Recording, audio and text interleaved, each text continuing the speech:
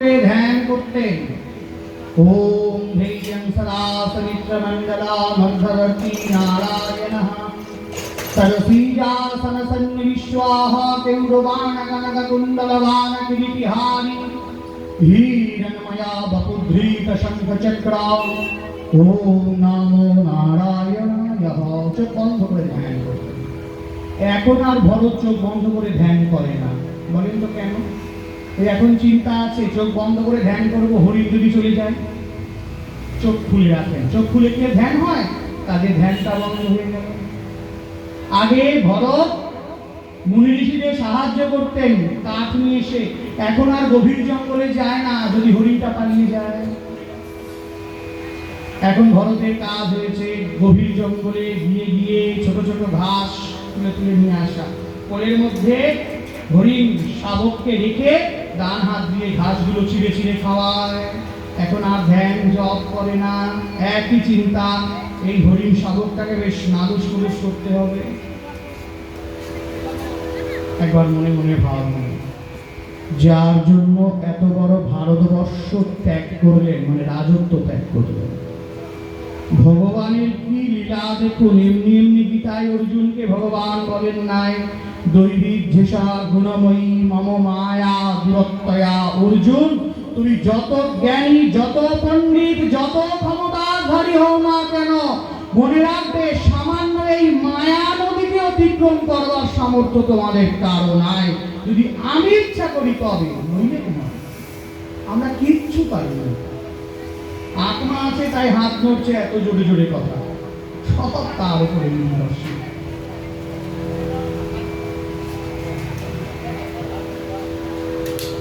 ভরতের সমস্ত পূজা পাঠ বন্ধ। ভরতের একই চিন্তা, হরিণটাকে বড় করতে হবে। সত্যি তাই, ধীরে ধীরে ধীরে ধীরে একদিন হরিণটা বড় হয়েছে। এইবারে ভরতের চিন্তা, আমার তো বয়স বেড়ে গেল, চিরকাল তো আর কেউ ইয়ং থাকে না। আমরা সবাই চাই বেশ 20-25 বছরের থাকবো, খুব ভালো হয়, কিন্তু কি হবে? সময় চলিয়া যায়, নদীর স্রোতের প্রায় সত্যি তাই। আর তার কি মনে হয় জানি না, আমার খুব মনে হয় বয়সটা বেড়ে যাচ্ছে। সত্যি সত্যি আমার মাকে বলি বয়স বেড়ে যাচ্ছে, মা হাসে, বয়স তো বাড়বেই, এটাই তো নিয়ম। নিদাঘের ঝটিকায় জীর্ণ তরু ভেঙে যায়, পুরাতন আয়ুষে দিতে নূতন চেতনা। মানকুমারী বসুর লেখা কবিতা, কি সুন্দর কথা। কি হয়েছে? ভেঙে গেছে ভাঙাচোরা প্রাণ, না হয় পড়েছে খুলি শিথিল কাজর গুলি, ছিঁড়েছে ধমনী শিরা রক্ত বহমান। নিদাগ মানে কালবৈশাখী ঝড়। কালবৈশাখী ঝড়ে পুরনো গাছের ডাল ভেঙে যায়, নতুন পল্লব সঞ্জীবিত হয়। আমরা তেমনি চলে যাই, আমাদের পরবর্তী প্রজন্ম আসে, আমাদের কিছু করার নাই। অর্জুন অনেক চেষ্টা করেছিলেন যে আমি আমার পিতামহ এই ভীষ্মদেবকে মারবো না, দ্রোণাচার্যকে মারবো না, তখন ভীষ্মমহং দ্রোণঞ্চ মধুসূদন ইষুভিহি প্রতিয়ত স্বামী পূজডহার বরিসূদন। আমি মারবো না এদেরকে। গুরুনা হত্যা হি মহান ভবান শ্রেয়ভক্তং ভক্ষ্যম্যাপীহতে ভক্তাত্মতমস্তু নৈব পুঞ্জীয় ভুবান রুধিবিধান। কিন্তু পারেন না। অবাক হয়ে গিয়েছিলেন যখন বিশ্বরূপ দর্শন করছেন। যাদেরকে মারবেন না বলে গান্ডীবটা রেখে দিয়ে কাঁদছেন, তিনি অবাক চোখে দেখছেন ভগবানের দাঁতে তাদের মুখ ভেঙে চূর্ণ বিচূর্ণ হয়ে যাচ্ছে, পরবর্তী মুখ দিয়ে তারা আবার বেঁচে ফিরছেন।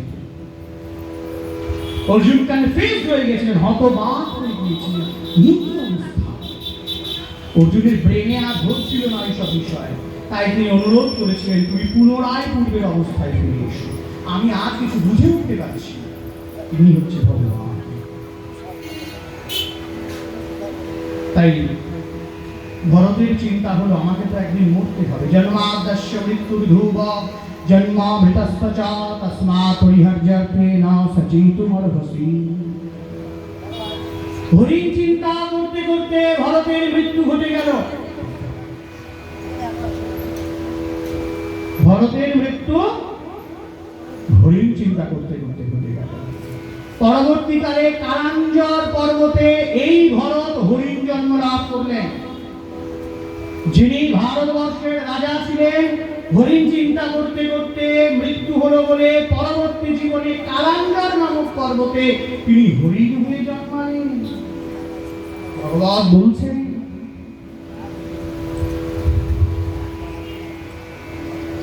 যখন হরিণ হয়ে জন্মিয়েছেন, ধীরে ধীরে প্রায় সন্ধ্যা আসছে। হরিণ জন্ম হলে কি হবে? কিছুদিনের জন্য ভগবান উপাসনা করেছিলেন বলে তার পূর্ব জীবনের কথা মনে ছিল। এখন হরিণ রূপী ভরত মনে মনে ভাবছেন, আমি তো হরিণের কথা ভেবেছি, এখন তো আমি হরিণ হয়েছি, সন্ধ্যা হয়ে এলো, এবারে পশুরা যে আমাকে চিনে খাবে, এবারে আমার উপায় কি হবে? প্রাণের মায়া বড় মায়া, সত্যিই তো তাই। এবারে এর কি হবে? কালাঞ্জর পর্বত থেকে প্রায় সন্ধ্যা হব হব ভাব ধীরে ধীরে ধীরে ধীরে নামছে হরিণ। চারিদিকে তাকাচ্ছে, কোথায় আমি যেতে পারি, কে আমাকে বাঁচাতে পারে? ঠিক সেই সময় দেখছেন দূরে একটা কুটির, ধীরে ধীরে ধীরে ধীরে এগিয়ে যাচ্ছেন কুটিরের দিকে। যেতে যেতে যেতে যেতে সেই কুটিরের মধ্যে প্রবেশ করলেন। কুটিরটি কার? ঋষি পুলহের আশ্রম। ভগবত কৃপা, ঋষি পুলহের আশ্রমে গিয়ে উপস্থিত হলেন। ঠিক এইরকম সন্ধ্যাকাল, এক করে চুপ করে তাকিয়ে তাকিয়ে দেখছেন হরিণটা কি ঘটছে। তো একে একে সমস্ত ঋষিগণ প্রবেশ করছে। এই যে সন্ধ্যায় আমরা খুব সন্ধিক্ষণে পাঠ শুনছি। সূর্য অস্ত যাওয়ার আগে, সূর্য অস্ত যাওয়ার পরে চলছে পাঠ। এই সময়টা অত্যন্ত গুরুত্বপূর্ণ। হ্যাঁ, গধূলির আগে এই সময়ে অক্রুরজি ব্রজে পদার্পণ করেছিলেন। এই সময়ে উদ্ধবজি ব্রজে এসেছিলেন।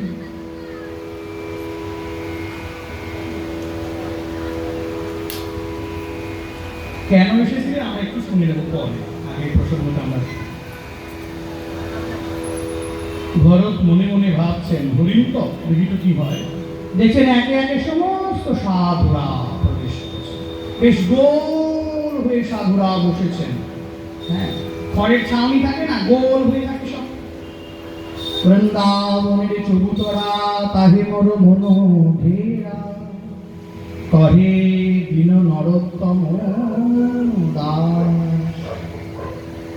বৃন্দাবনের চবুতরা তাহে মর মন ঘেরা, কহে দিন নরোত্তম দাস। সেই চবুতরার মতো সমস্ত সাধুরা বসেছেন। হরিণটা মনে মনে দুঃখ করছেন যে ইস, আমার এই পশু জনম, যদি আমি মনুষ্য দেহ পেতাম, আমি এই সাধুদের কাছে গিয়ে বসতে পারতাম। আমি এই সাধুদের কাছে গিয়ে বসতাম, সাধুদের কাছে গিয়ে হরিকথার সাধন করতাম। আমি তো কিছুই পারবো না, আমার হাতও নাই, হরিকথা বলবার মতো বদনও নাই, কিছুই করতে পারবো না। আর যেই সামনে যাব, আমাকে পশু বলে তারা তাড়িয়ে দেবে। আমি কি জীবন পেলাম? হতাশাগ্রস্ত হয়ে পড়ছেন। ঠিক সেই মুহূর্তে হরিণের মনে পড়ে যায়, না ভগবান, তার তো কোনো দোষ নাই, তবে তিনি কৃপাময়। হ্যাঁ, আমার অন্য কিছু নাই, এটা ঠিক, কিন্তু ভগবান হরি কথা শোনার মতো দুটি কান তো আমাকে দিয়েছে। আমি পশু হতে পারি, কিন্তু হরি কথা শ্রবণের মতো দুটি কান তো আমাকে দিয়েছেন। যেই ভরতের এই ভাবনা রয়েছে, মুহূর্তে ভরত ধীরে ধীরে গিয়ে, ওই সাধুরা সবাই বসে আছে, তুলতুলে তো শরীরটা, আস্তে আস্তে করে গিয়ে কোনো এক সাধুর পিছনে বসে কানটা পেতে দিয়েছে। কানটা পেতে দিয়েছেন হরিকথার দিকে। পশু জীবন, হরিণ জীবন, তবুও সেই জীবনেও কর্ণকুহরে অমৃত রসাল হরিকথার স্বাদ।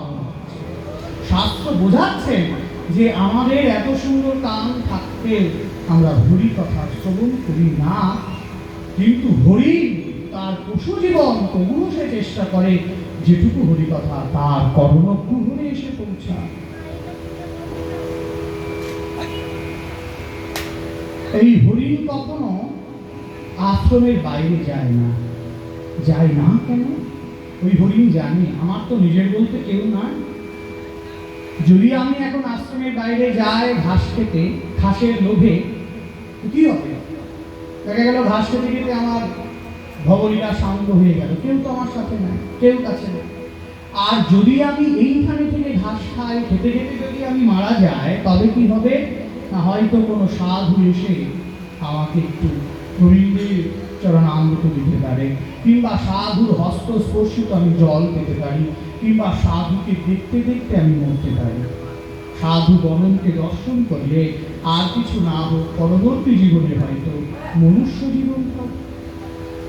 তাই হরিণ কোনো দিন কখনো ওই হরিণ আশ্রমের বাইরে যায় না।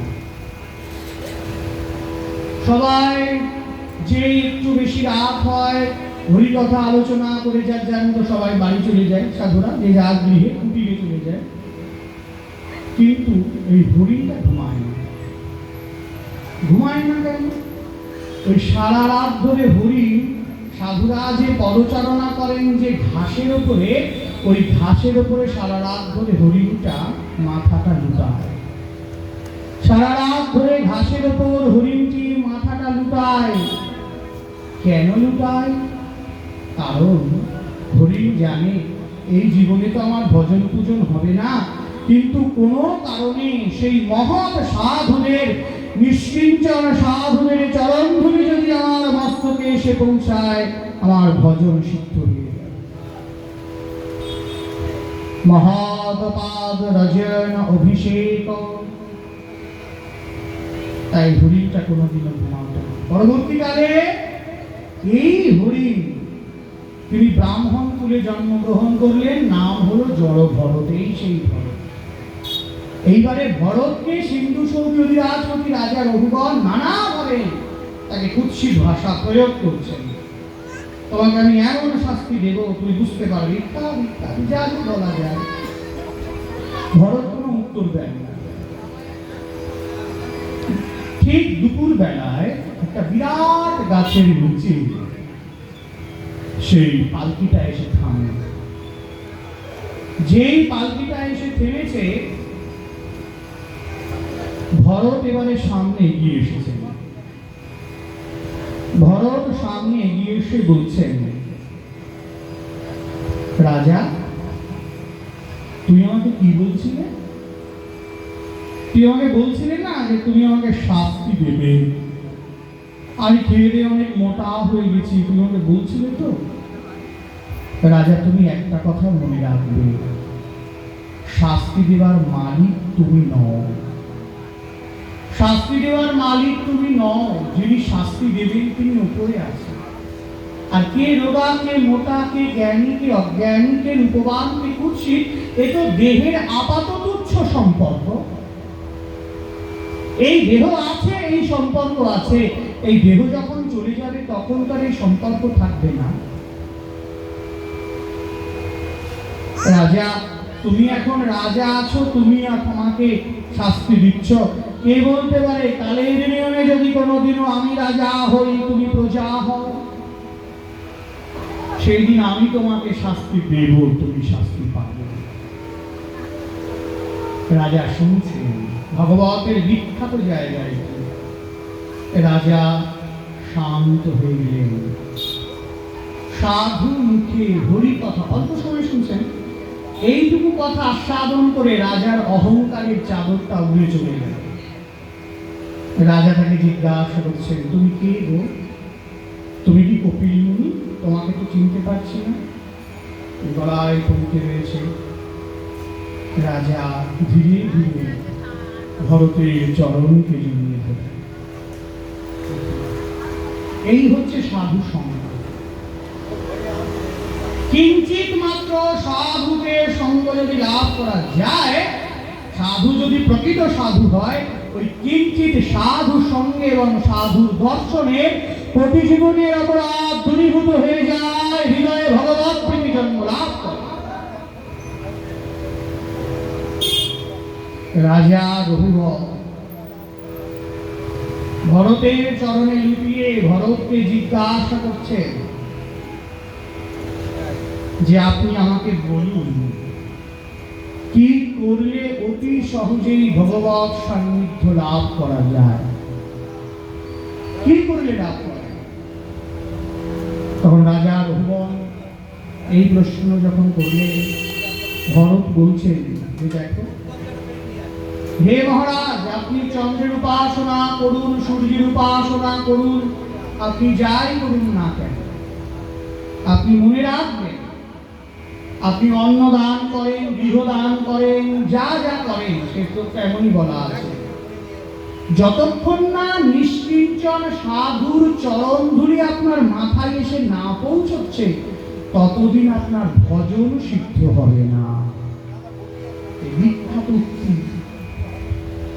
সত্যি মহতের চরণ ধুলি যতক্ষণ মস্তকে না আসে ততক্ষণ ভজন সিদ্ধ হয় না।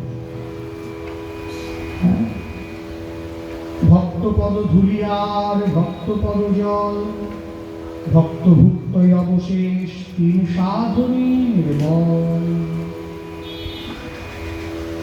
রাজা রঘুবর তিনি কৃপা পেয়েছেন, সাধনের কৃপা, মহতের কৃপা, মহতের সঙ্গ। এই মহৎ সঙ্গ যত যত করা যাবে, হরি কথা যত যত বেশি পরিমাণে আস্বাদন করা যাবে, তত আমাদের কৃপা হবে। শ্রীমন চৈতন্য মহাপ্রভু তো আমাদের এই শিক্ষাটাই শিখিয়েছে। গৌর প্রেম রসার নামে সীতারঙ্গে জীবা ডোবে, সে রাধা মাধব অন্তরঙ্গ। শ্রী গৌর কৃপা, যদি গৌর না হইত কেমনে হইত, কেমনে ধরিতাম দে ও রাধার মহিমা প্রেম রস সীমা, জগতে যা নাটকে মধুর বৃন্দা বিপিন মাধুরী প্রবেশ চাতুরী ভাবের ভকতি বরজ যুবতী শপতি হইত। তাই গৌর কৃপা আমাদের সবচাইতে বেশি বেশি পরিমাণ প্রয়োজন। যদি মহাপ্রভু না আসতেন, আমরা এই হরিনাম সংকীর্তন, এই যে এত আনন্দ, এত কিছু থেকে, সব কিছু থেকে আমরা বঞ্চিত থেকে যেতাম। এই সমস্ত কিছু গৌর কৃপার জন্য আমরা পেয়েছি, মহাপ্রভুর কৃপায় পেয়েছি। এই যে পরিক্রমা হয়ে আসলে, এই সমস্ত কিছু মহাপ্রভুর কৃপা, ভগবান কৃপা, মহাপ্রভুর কৃপায় আমরা এগুলি জানতে পেরেছি। তাই আমাদের ভীষণ আনন্দ। গৌরচরণের জন্য আমরা বারবার কোটি কোটি প্রণাম নিবেদন করি। ভগবত ইচ্ছায় আমরা এই শুভ নাম যজ্ঞকে পেয়ে গেছি। ভগবত ইচ্ছায় আমরা নাম যজ্ঞের সাথে সাথে ভোগ অনুষ্ঠান ইত্যাদি সমস্ত কিছুকে আমরা পেয়ে যাচ্ছি। তাই শচীনন্দন গৌরহরি এই নাম সংকীর্তনের শুভ উদ্গাতা শচীনন্দন গৌরহরি।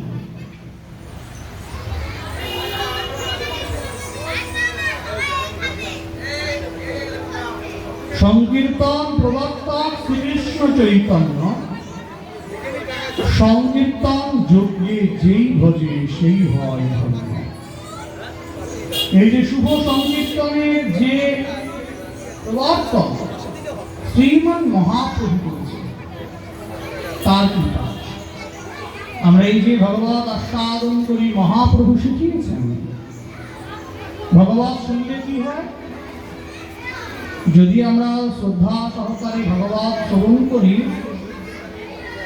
তবে রাজা পরীক্ষিতকে সুখদেব গোস্বামী পাদ বলছেন যে অল্প সময়ের মধ্যে নাতি দীর্ঘেন তালেন ভগবান বিশদে হৃদয়ে, খুব অল্প সময়ের মধ্যে ভগবান আমাদের হৃদয়ে এসে অবস্থান করেন।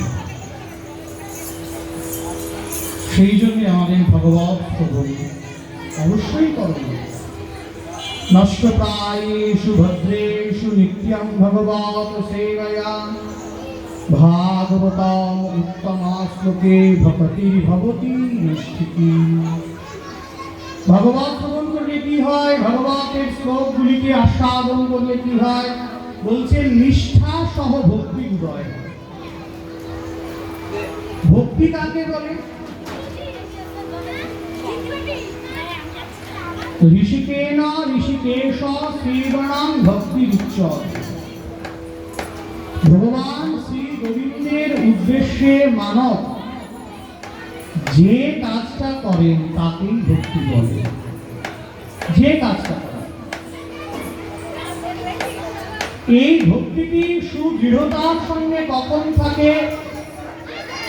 যখন তার সঙ্গে নিষ্ঠা যুক্ত হয়। যে ভক্তির সঙ্গে নিষ্ঠা যুক্ত হয় নাই, সেই ভক্তি স্থিরতা লাভ করতে পারে না। সেই জন্যই ভগবত শুনতে হয়। ভগবত শুনলে কি হয় না, বলছেন ধীরে ধীরে ভগবত প্রীতি জন্মায়। প্রবিশ্য কর্ণরন্ধ্রেণ স্বানন্ভাবো সদরুহং ধুনতি সমলং কৃষ্ণঃ সলিলস্য যথা শরৎ। বলছেন শরৎকাল কি করে? যেমন জলের আবিলতা নোংরাগুলিকে দূরীভূত করে। বর্ষাকালে জলটা ঘোলা থাকে না, অনেক নোংরা জমা থাকে। তো যখন শরৎকাল এসে পৌঁছয় তখন জলের যা কিছু নোংরা সব ধীরে ধীরে ধীরে ধীরে নিচে পড়ে যায়। আর নিচে পড়ে গেলে কি হবে? জলটা স্বচ্ছ থাকে। তাই বলছেন শরৎকালে যেমন জল স্বচ্ছ থাকে, তেমনি আমাদের হৃদয়ে তো জন্ম জন্মান্তরের বহু পাপ আছে। সেই পাপ যায় কি করে? বলছেন প্রতিদিন এই ভগবানের কথা শুনতে শুনতে ওই মনটা স্থির হয় আর পাপগুলি ঠিকিয়ে পড়ে। যেমন ঘোলা জলকে স্থির করলে কাদাগুলি নিচে পড়ে যায়, ভগবত উদাহরণ দিচ্ছেন ঠিক শরৎকালের জল যেমন পরিষ্কার হয়ে যায়, তেমনি নিত্য নিত্যদিন ভগবত শুনতে শুনতে আমাদের মন স্থির থাকে এবং পাপগুলি নিচে পড়ে যায়। ভগবত প্রসঙ্গ, যার জন্য ব্রজগোপিকাগণ পর্যন্ত বলেছেন তব কথায়মৃতম তত্ত্বজীবন কবিভিড়িতম কলমশাপহং শ্রবণমঙ্গলং শ্রীমদাততং ভুবি গৃহন্তি ये ধুরিদা জনা। ভগবত কথা কর্ণমুহুরে প্রবেশ মাত্র শ্রবণম মঙ্গলম শ্রবণ করলে সেটি মঙ্গল হয়ে যায়। তো নিষ্ঠা সহ ভক্তির উদয় হয়, ভগবত নিষ্ঠা। কেমন নিষ্ঠা? না, ব্রজে নাগা বাবা বলে একজন সাধু ছিলেন। তার মাথায় বিরাট জট, বিশাল বড় জট। কেউ বলে তার পাঞ্জাবে বাড়ি, কেউ বলে রাজস্থানে বাড়ি, ইত্যাদি যেখানে হোক। তো তিনি একদিন কদমখণ্ডির ভেতর দিয়ে যাচ্ছেন। যারা কদমখণ্ডি গেছেন তারা জানেন, খুব ঘন জঙ্গল, দুই দিকে পাহাড়, মাঝখান দিকে রাস্তা। পাহাড় কোনোটা পাথরের রং হলুদ, কোনোটা একটু বেশ লালচে লালচে, দারুণ লাগে। আর ময়ূর খেলা করে, দুই দিকে ঢালু পাহাড়। আর গাছের গোড়াগুলি সাপ যেমন কুণ্ডলি পাকিয়ে থাকলে হয় না, ওরকম পেঁচানো পেঁচানো। দেখে মনে হয় প্রায় 500, 700, 1000, 2000 বছর পুরনো গাছ। খুব সুন্দর, যদি কেউ যায় সে জানবে।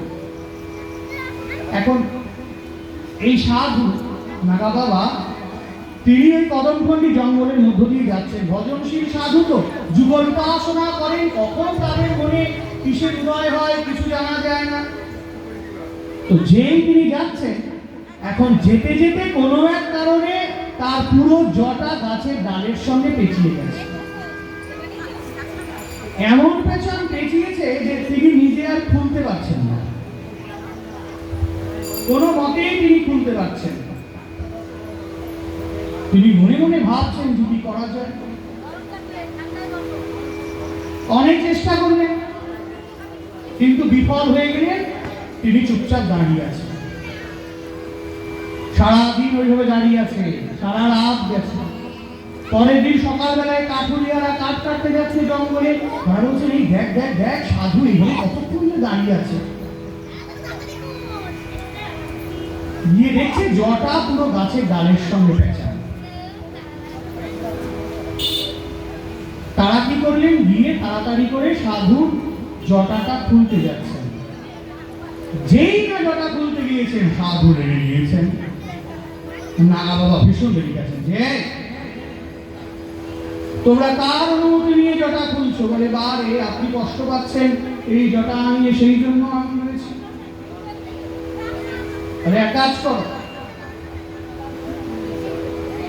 এই জটা যিনি লাগিয়েছেন তিনি এসে খুলবেন, তোমরা কি এই জটা পাঠিয়েছ? বলে, না, আমরা পাকাই না। তাহলে যে পাঠিয়েছে তাকে খুলতে বলো। চলে গেল। কিছুক্ষণ পর সেই কাঠুরিয়াদের জন্য খাবার আনছে তার স্ত্রীগণ। তারা গেছে।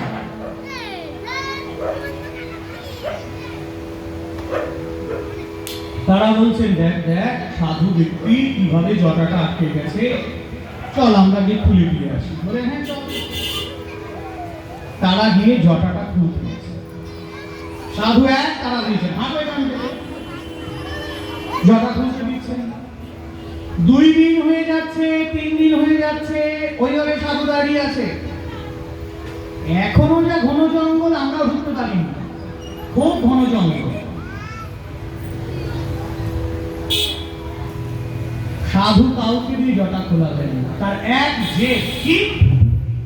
যে সাধু মনে মনে বলছেন যে একমাত্র যিনি এই জটা লাগিয়েছেন তিনি, কেউ যেতে পারছেন। ভগবান অনাদিরাদি গোবিন্দ, তো ভগবানের ওপর ঠিক মানে বিরাজ করি, লীলাও করেছেন। এই পাশে কুণ্ড আছে, লীলাও করেছে। ভগবান এসেছেন বালকের রূপ ধরে। বলে, জটায়কে হাত দেয় রে। বলে, আমি। বলে, আমি কে? বলে, আমি এই গ্রামে থাকি। গ্রামে থাকিস তাই কি? বলে, না, তুমি কষ্ট পাচ্ছ সেই জন্য। বলে, না, এই জটা যে লাগিয়েছে সেই। সে বালক জিজ্ঞাসা করছে, তোমার এই জটা কে লাগিয়েছে? যে লাগিয়েছে সে জানে। ভগবান মনে মনে ভাবছেন, 3টে দিন হয়ে গেছে, সাধু কিছু খায়নি, সোজা দাঁড়িয়ে আছে। এত বড় জটা সব গাছের সঙ্গে পিছিয়ে গুছিয়ে দিচ্ছে। ভগবান তিনি বলছেন যে, আমার নাম জানো কি? বলে, কি? বলে, আমার নাম কৃষ্ণ। বলে, কোন কৃষ্ণ? ভাবা যায়? যোগী ঋষি মুনিবৃন্দ ভগবানের চরণকে দর্শনের জন্য লালায়িত থাকেন, আর ভগবান এসে জটায় হাত দিয়েছেন, নিজের নাম বলতে হচ্ছে। সাধুর ভজনের কত দুর্দণ্ড প্রতাপ। বলছেন, আমি কৃষ্ণ। উনি উল্টিয়ে প্রশ্ন করছেন, কোন কৃষ্ণ? বলছেন যে, এই যে আমি এইখানে থাকি, গরু চড়াই, আমি সেই কৃষ্ণ। বলে, না, সে এটা খুলতে পারে না। বলে, কেন? বলে, কেন, আমি কি তোমাকে একা কখনো ডাকি? বলে, কেন? আমি তো যুগল ধরে ডাকি। এই কৃষ্ণকে দিয়ে আমি আমার জটা খোলাবো। ভগবান সচ্চিদানন্দ বিগ্রহ,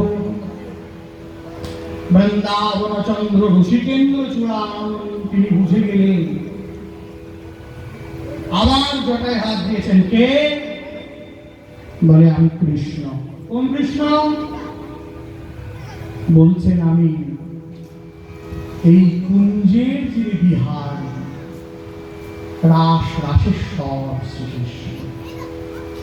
আমি বিশ্বাস করি না। কেন? সাধু তো বিশ্বাস করে না।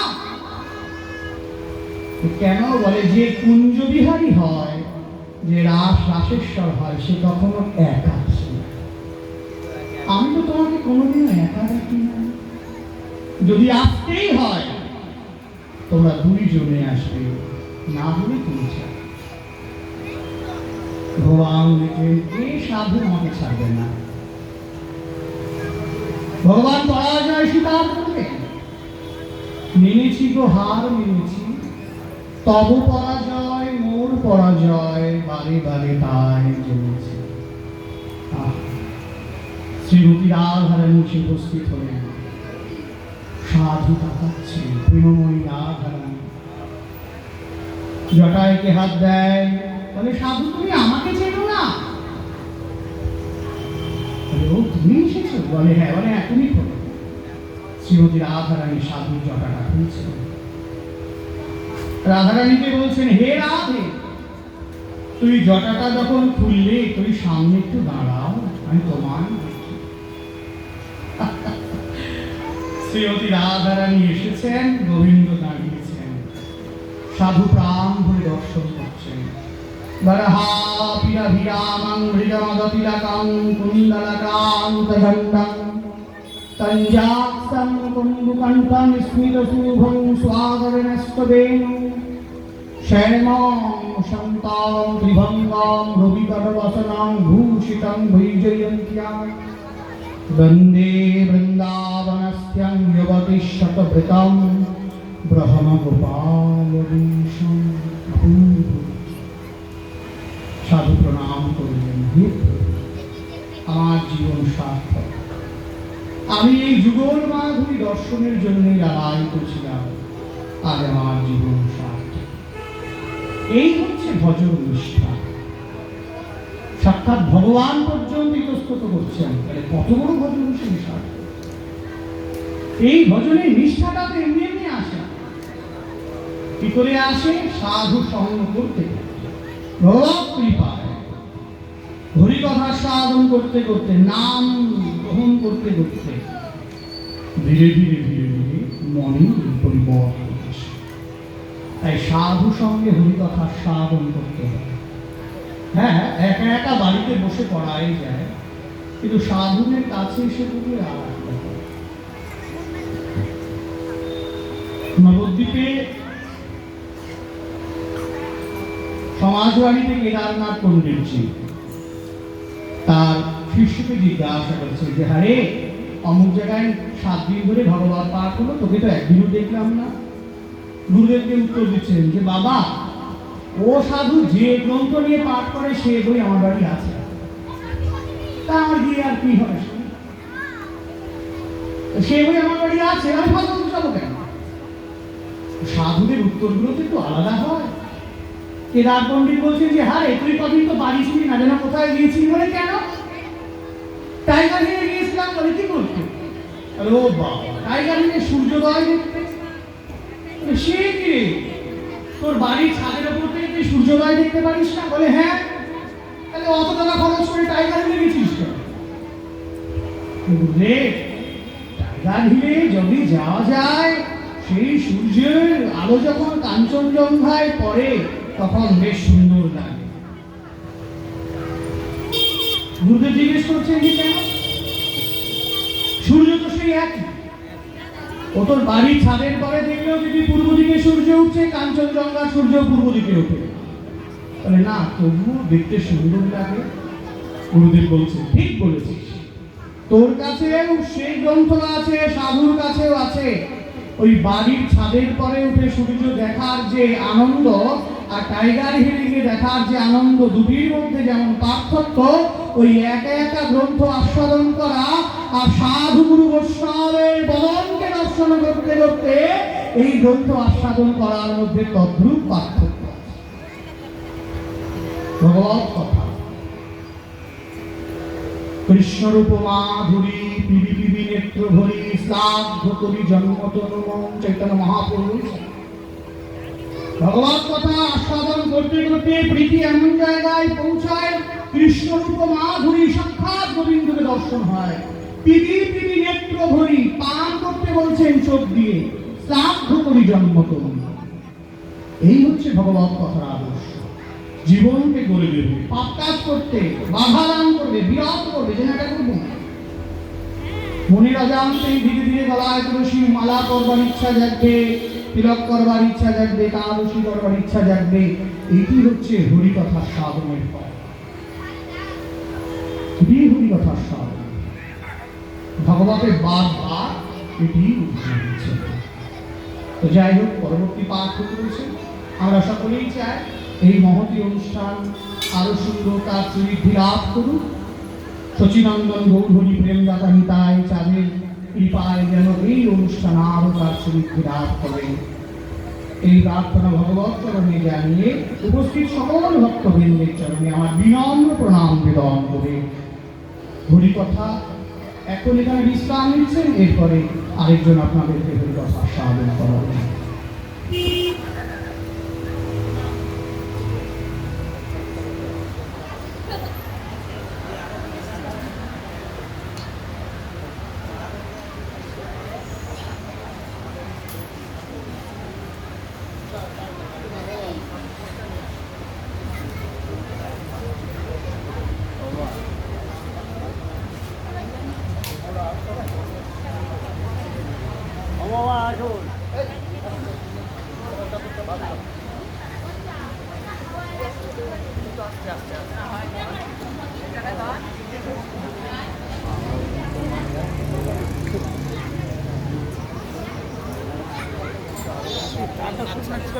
বিছানার চাদরটা ভাঁজ করো।